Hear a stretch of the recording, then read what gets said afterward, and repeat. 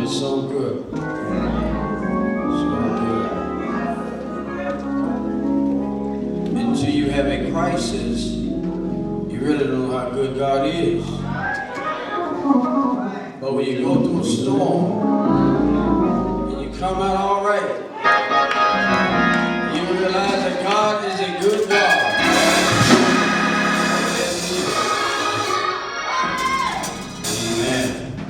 Good to see you. Sister Tanya Slade, her husband. Done it again. See it, somebody say, I've done it again.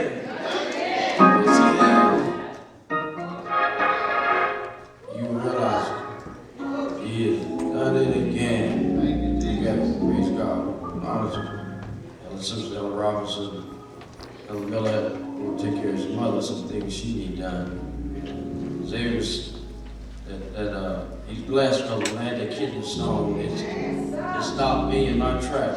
I was laid up till that thing passed. It is no joke. Only God can touch your body. Habakkuk. We'll go back here in a minute. It's not a book that people really preach or teach out of that often, so a lot of people don't know where the book is found. Old Testament, on the mind of the prophets.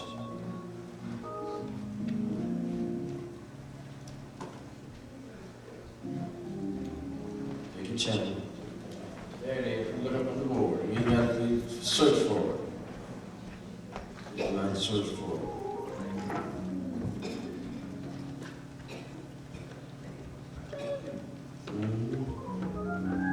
The book of Habakkuk. The burden which Habakkuk, the prophet, did see. O Lord, how long shall I cry, and thou wilt not hear? Even cry out unto thee of violence, and thus wilt thou not save? Why dost thou show me iniquity and cause me to behold grief? For spoil and violence are before me, and there are that rise up strife and contention. Therefore the law is slack, and judgment doeth never go forth, for the wicked doeth compass about the righteous. Therefore wrong judgment proceed. Behold, ye among heathens, in regard and wonder marvelously, for I will work a work in your day, which ye will not believe, though it be told you. And that's what's happening today, saints. Violence, it seems like it's not being checked. It seems like the people that are supposedly protecting us are part of the problem. So people feel like they can do whatever, especially certain folks. People of color, we get killed for the least little thing. Selling cigarettes without tax. Shoot down their men because they look strong. Teenagers. Walking the street, taking life. But then you have others that's killing 9 people in the church, and he's still alive. You had one in different places, he's still alive. But here's the innocent being murdered at will. So where is justice? When is justice going to take place? Why we are going through grief, burying our young, along in the race? What's going on? It behooves all of us. See, we can say all these things, but until you lose a child through murder, I call it murder, it's bad. The prophet Habakkuk penned this book, a approximately 605 BC. This was about the time of the Babylonian coming into power. Very little is known about him except his work in this book. The theme of the book is the mystery of providence. Habakkuk was troubled over the sinful world going unpunished. That's his theme. Look like folks are being not punished for the crime they commit. Seems like you got money and power and influence, nothing happens to you. Seems like they get away with everything, doesn't it, saints? Seems like the poor suffer and the rich get away. But God has got a checklist. In the Dead Sea Scrolls, Habakkuk was well preserved. Paul refers to Habakkuk in 2-4.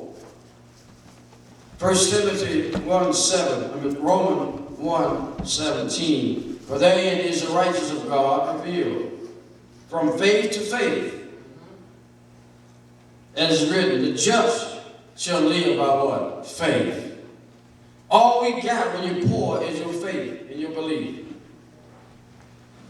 Seems like things are going crazy and we're not prospering as we should. Seems like everybody's doing well but us.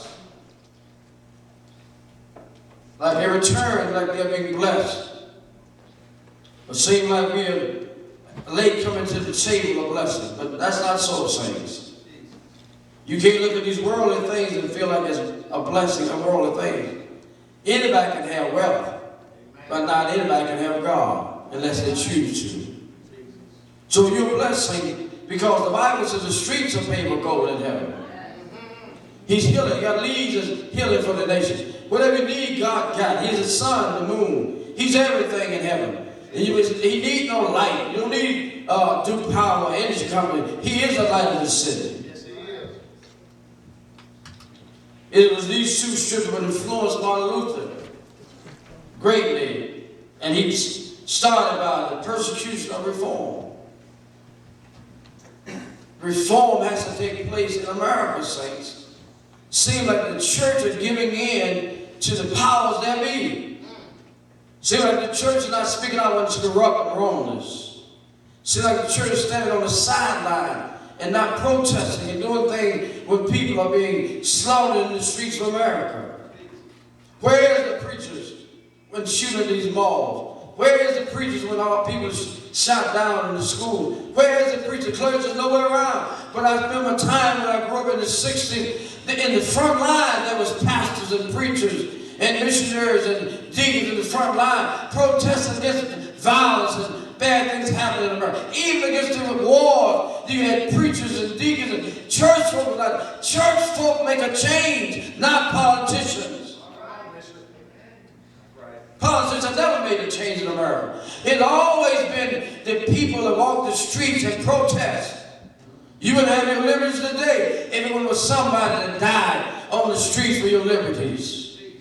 Remember in Alabama when they were sicking dogs on people that was protesting. The water hoses, fire water hoses, a lot of pressure was knocking them down the streets. There was preachers and young folks and college students out there on the front line. Where's the preachers? Where's the people of God that will stand up and tell the world enough is enough? Where are we hiding at? Violence, corruption in high places.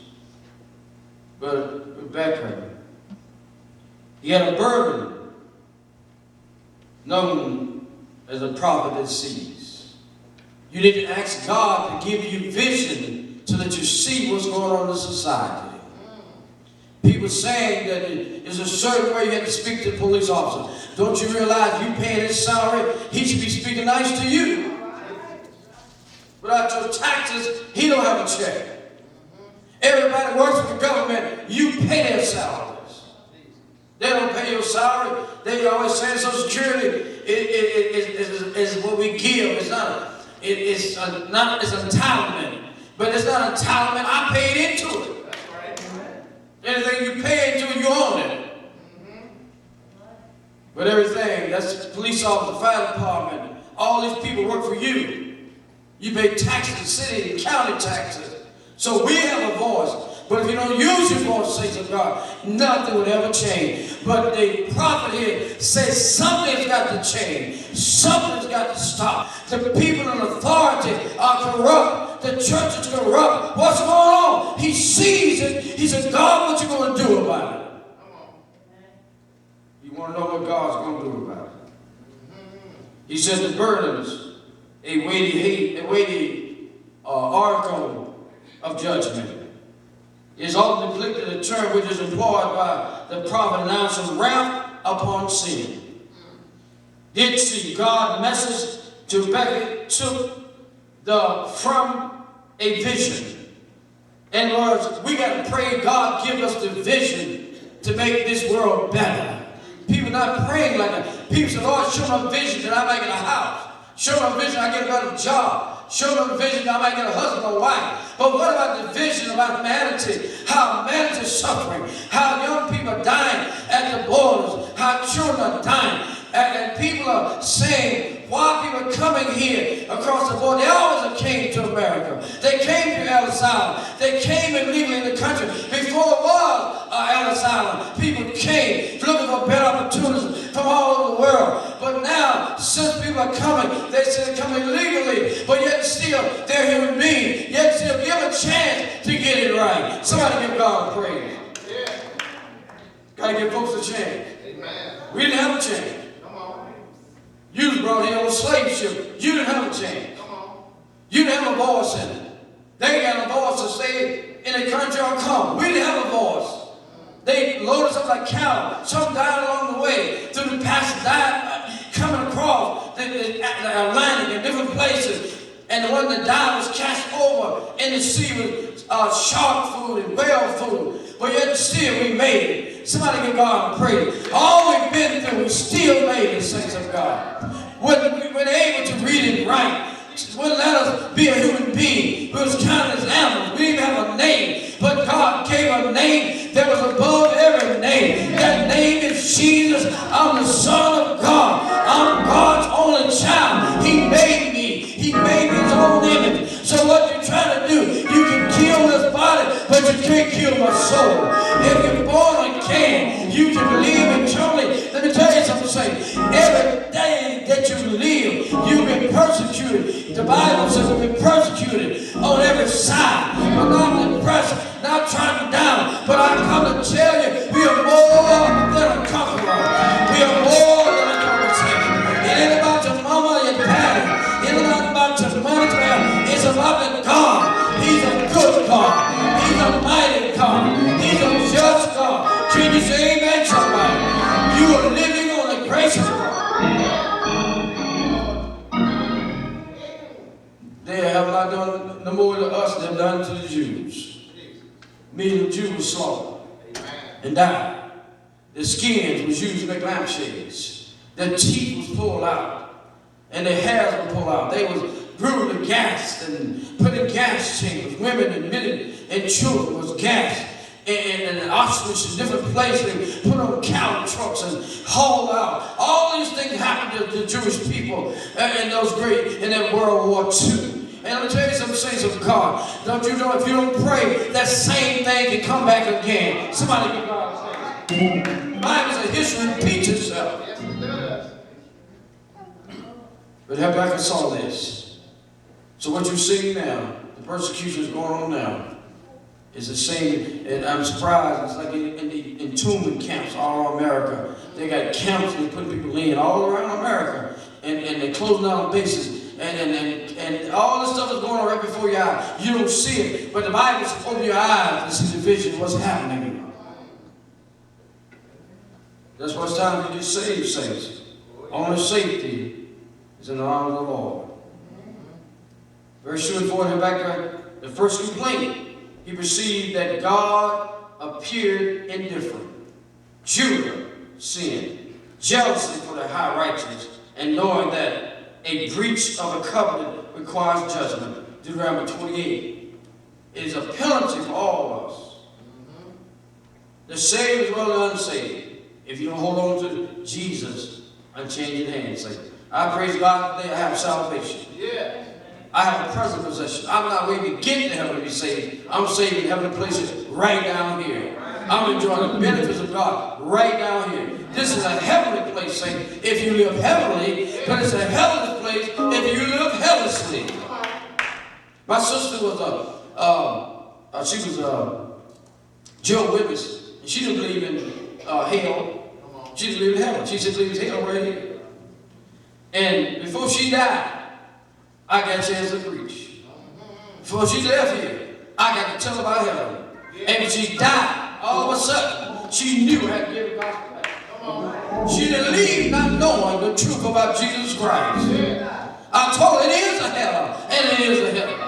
There is a reality. Yeah, you don't see hell here. This is not hell. You have some opposition here, but this is not hell. Hell is a place that is burned, and fire can never be quenched. Fire that never can go out. That's hell. Because when you leave here, you go to a better place. But if you die in hell, you go into hell. Hell is a bad place, and nobody wants to go to hell. They gas their teeth, cut themselves night and day, and can't get no relief. That's hell. No way out. One way in, but no way out. My uncle, before he died, he was sick. He was drinking. He drank every day, and he began to tell us that the devil carried him to a bottomless pit, and was carrying him to hell. And before he got to hell, he could smell the smoke. He could hear the voice of hell. But some spoke out and said, wait, I'm not ready for him yet. Send him back. This was a message from hell. This is what my uncle told me before he died. He just died, but I'm going to tell you some things of God. He found God before he died because he had seen what hell was like. If you ever saw what hell looked like, you don't want to go to that place. Somebody give God praise. Praise God. God will show you what hell is. He said it was a smell. It was a cry. And people couldn't get out. Think about that. If your daughter, your mother, your sisters and brother was in that place, I would want my worst enemy to go to a place like that. I believe the Bible says, I don't know what man say, but God will give you interpretation for yourself. It is a hell. It is a reality. And people have came back and told people, don't go there. The Bible said that rich man died under hell. He said, send the prophets, send the preachers and tell them, don't come in this place. But he said, you got the prophets to tell you. You got Moses, you got the apostles to tell you about this place. You don't have to come to hell to realize there is a hell. You got to listen to somebody sing when folks are to tell you what the Bible said. Don't you disbelieve the truth. So Habakkuk was trying to tell them, don't go to this place. There is a reality in hell.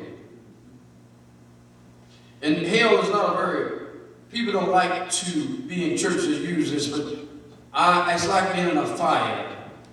And you come by and see a house on fire, and if you don't holler, it's fire, and try to get them out, you just as guilty as a murderer.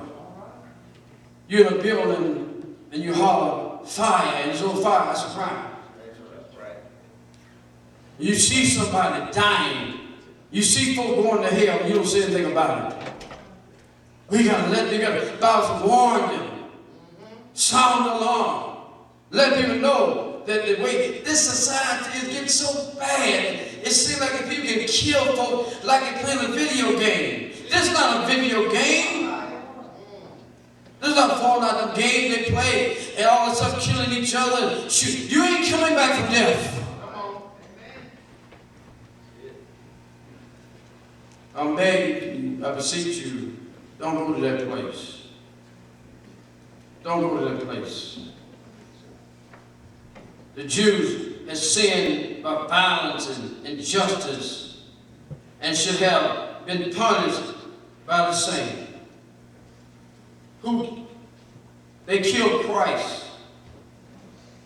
they let the Romans do their dirty work. But they sentenced Christ to death when they had an opportunity for him to be released, but they let Barabbas go and said, take Jesus. Let the blood be upon our heads and our children's children to generation. And Hitler tried to exterminate every Jew.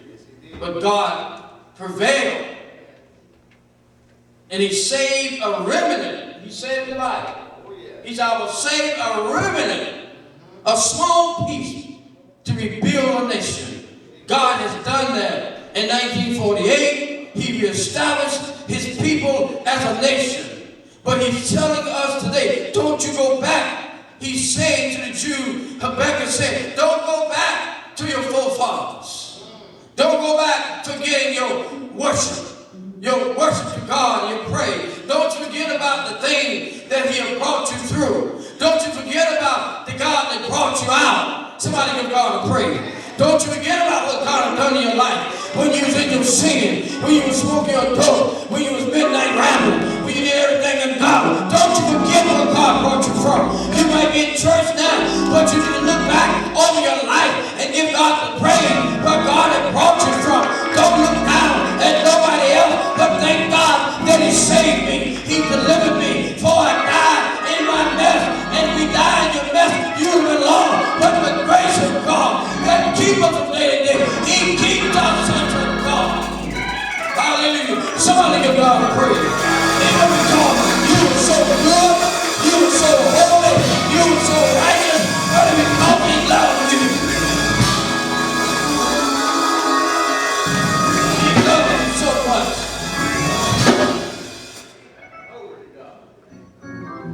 Violence, iniquity, spoiling, Jewish society defines the four terms denoted malice, wickedness, by which one morally and ethical oppress his neighbor, resulting in contention and strife. Judah called praise, but they stifled nations around them. They was violent to them. They was wicked to them.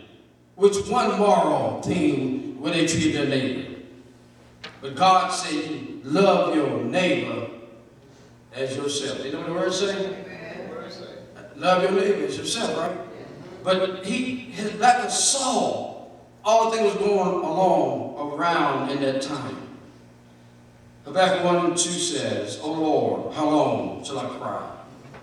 And thou wilt not hear, even cry out unto thee of violence, and thus wilt not save. How long shall I cry? The phrase reflects the prophet impending is frequently used by the psalmist, expressing similar thoughts of perplexity in 13 Psalms 1 and 2. Jeremiah 14:9 and Matthew 27:46.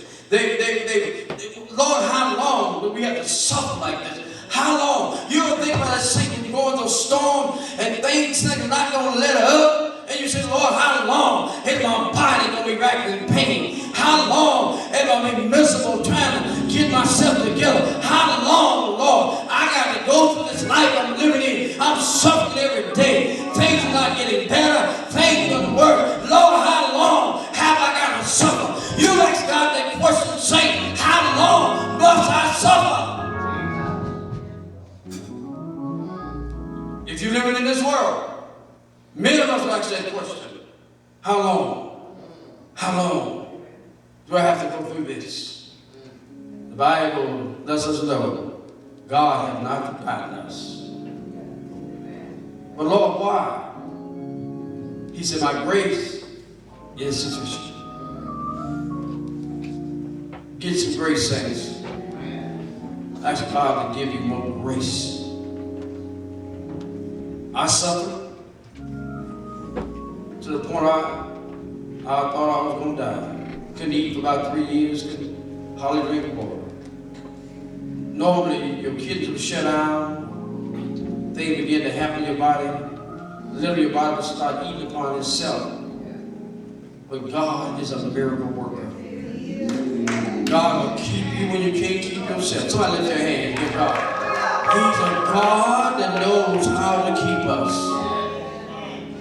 If you live in this world, saints, you're going to have your portion of suffering. I say you get, hallelujah, you're going to have your portion of bad things happen to you. You didn't act for bad things, but things began to happen. And you had said, Lord, give me more grace. God, give me the power to go through. Yes, the enemy, I know, but God says, not the enemy. I'm trying to make you. I'm trying to shape you. I'm trying to mold you.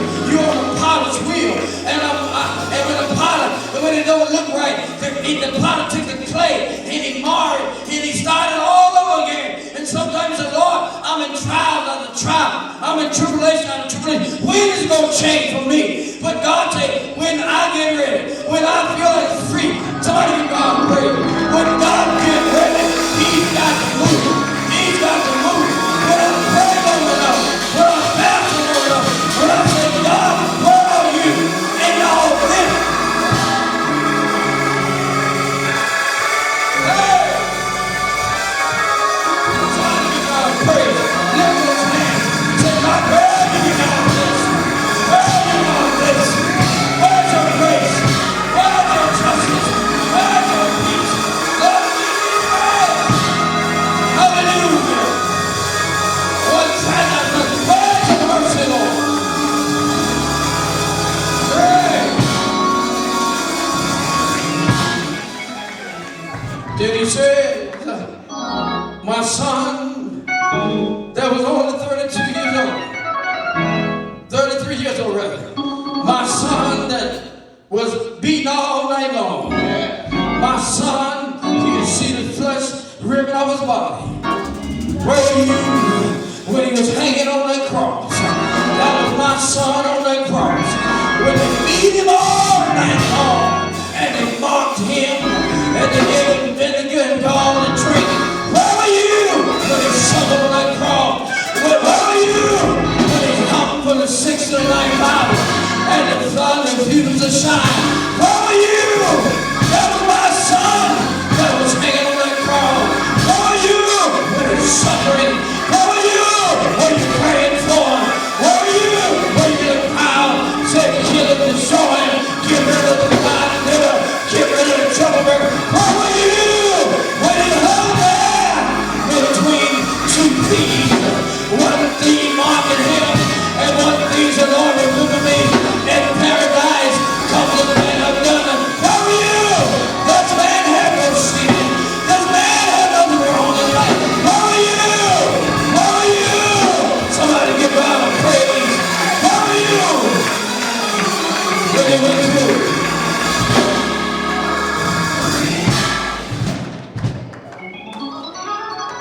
So how long? How long?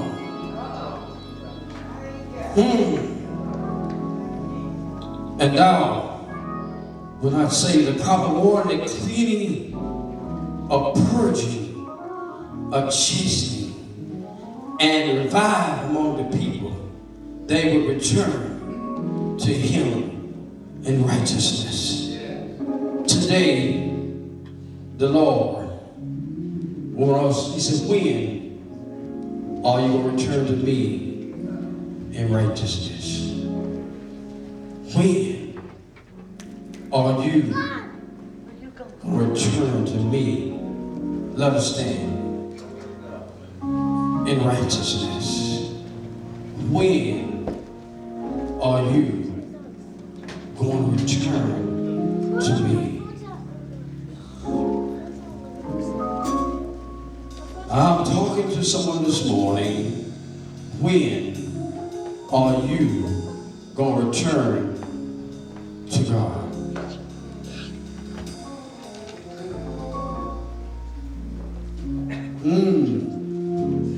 He knows my name. That's play that. He knows your name, saying. He knows the hair, every strand on your head. He knows your thoughts, even when you don't even have to speak. He knows you. Sister Lisa, come on, give a little bit of that. Hallelujah. Yes, he knows my name. Those that need prayer. Those that, Lord, I want to just come back. I want to come back home. I want to live for you. Hallelujah.